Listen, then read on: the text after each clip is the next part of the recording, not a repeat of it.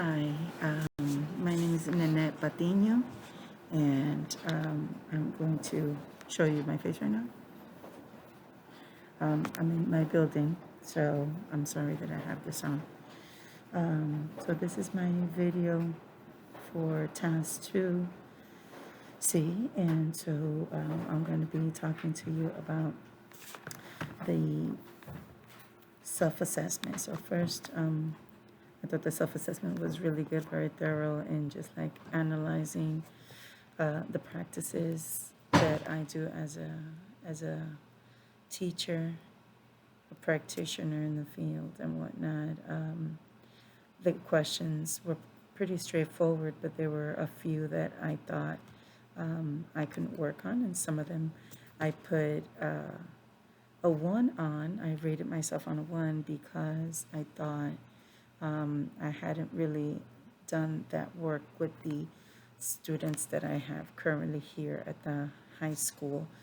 This is my second year as a high school teacher, so there are things that I have been familiar with elementary that I wasn't in this stage of my life, and so I thought that based on the experience that I was having currently, there are a few areas where I wanted to improve and show some deeper understanding of my skills. So the 3 areas that I identified for my growth goals were providing rubrics and scales, asking in-depth questions of reluctant learners, and engaging students in cognitively complex tasks. So I chose the rubrics and scales because I didn't have as much experience using this particular tool, and having the students give me some input into what I was going to be doing with them. So I've worked with criteria before, but I wanted to really work on developing the scales for myself. I worked with them as a team in the elementary school, but not on the high school level, and particularly not for Spanish last year. So that was an area that I wanted to really work on because I find it really valuable, not only for me, but for the students to look at their work and really understand that there's meanings beside the numbers on an 80. What does an 80 mean? How much information do I have that would demonstrate an 80%, right?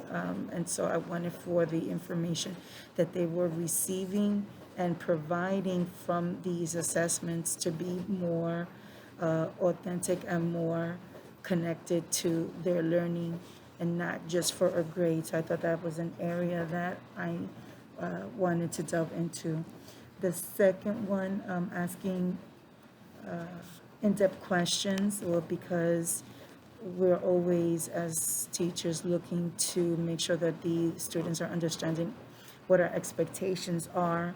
And so it really gave me an idea as to, am I being successful at the students' understanding of what the expectations were from my class, and were they being met on a regular basis? Was I really addressing their needs consistently so that it would really give us the learning environment that was conducive for all of the students, not just students that normally thrive, but those that are struggling, so that they know that their voices were important to me, and having their interpretation of things and having their understanding was really important. And I didn't want for them to be under the bus in my class, regardless of whatever level of language development they were in, because I teach Spanish. Right?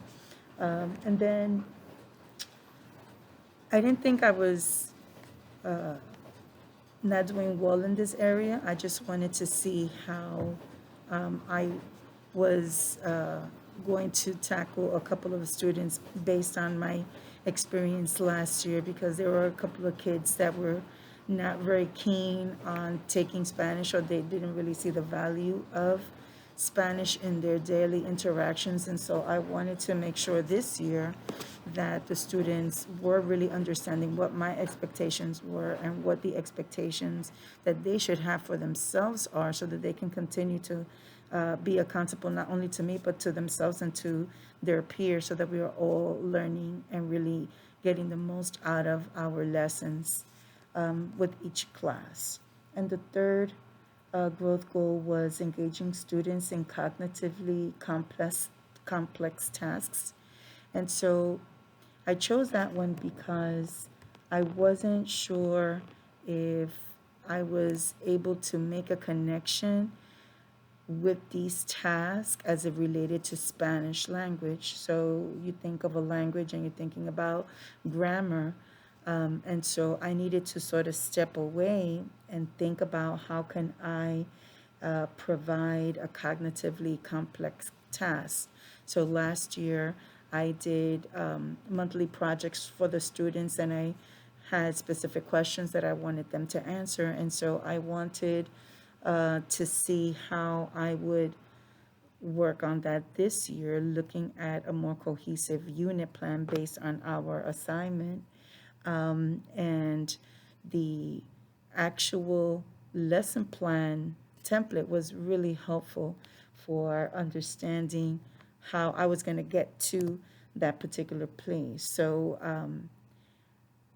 one of the areas that they talked about on the plan was making and defending a claim. And so I started thinking about how I would do that and how could I implement language and what aspect of language or culture could be fused with this particular skill set. And so I was intrigued, and I was excited when I saw a couple of things, and it sort of gave me a better sense of what I could do, or maybe a thought that I had actually would be helpful. So with the family unit, I was able to use immigration and some keywords so that the students would be able to make and defend a claim based on the topic of immigration, which was fantastic. The kids learned a lot. I enjoyed it. They enjoyed it. I learned a lot about creating these lessons and really scaffolding and chunking the information that I wanted them to work on, so that they would be able to incorporate all of this knowledge as successfully as possible in Spanish. And so it was a really great learning opportunity for me as a teacher. But I also saw the students were extremely engaged for this particular task. So I believe that these goals were chosen not because I was not feeling comfortable with them, but because I thought that perhaps I can do better and really make my class richer and just looking at things in a deeper sense instead of just looking at grammar.